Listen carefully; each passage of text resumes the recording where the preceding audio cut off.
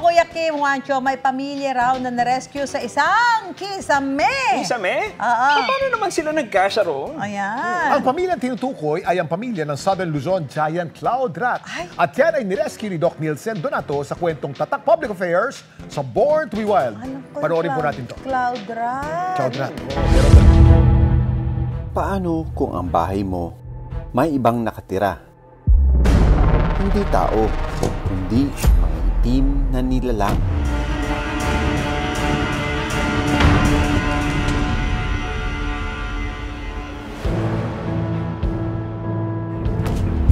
Hindi na raw makatulog ang caretaker ng bahay na si Marlon dahil sa walang tigil na kaluskos.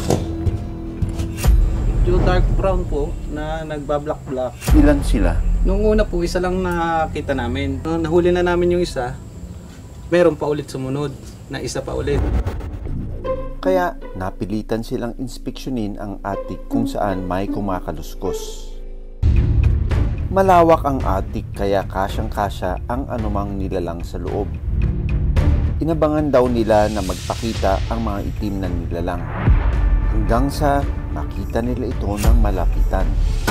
Pero ang inakala nilang aswang, mga Southern Luzon giant cloud rat pala.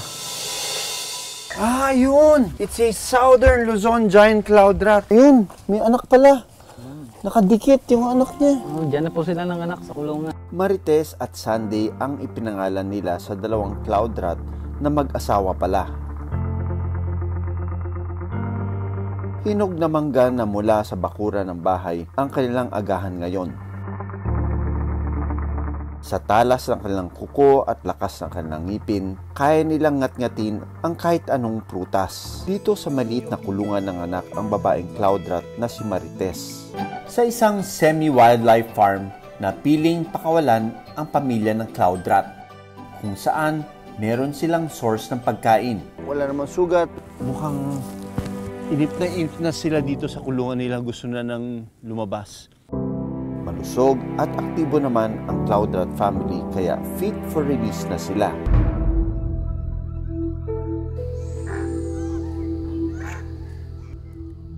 Malakas ang mother instinct ng mga cloud rat. Gagawin nila ang lahat, maprotektahan lang ang kanilang anak. Ganito raw ang kwento ng mag-inang cloud rat na na-rescue ni Paul. Di tulad ng mga Southern Luzon cloud rat na itim ang balahibo, ang Northern Luzon cloud rat, gray o mas maputi ang balahibo. Iba man ang kulay, iisa naman ang kanilang depensa. Napakalalaki ng mga ngipin nito, kaya nilang ngumatngat ng mga kahoy. Kahit na lumiliit ang mundo ng mga cloud rat dahil sa pagkasira ng puno, ginagawa pa rin nila ang trabaho bilang mga seed dispersers o tagapagkalat ng buto.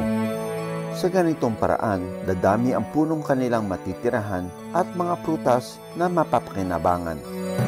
Bukod sa pagtulong sa mga wildlife in need, coexistence o ang mamuhay kasama ang wildlife ang dapat nating ginagawa.